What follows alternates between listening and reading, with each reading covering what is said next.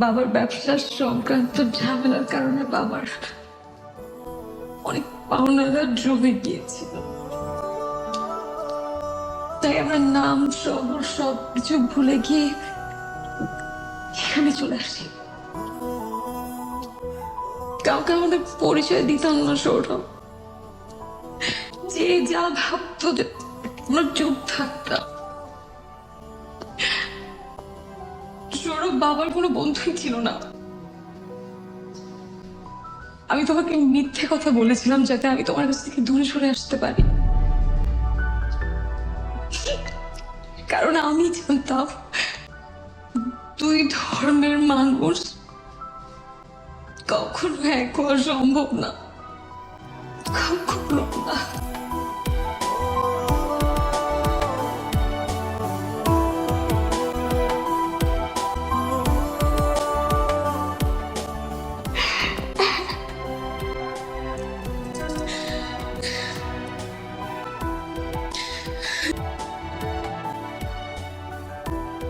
কেন মিথ্যা বললে তুমি আমাকে?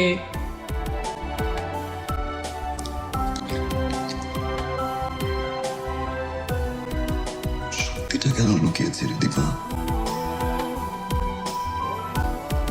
আমরা দুজনেই কি অপরাধ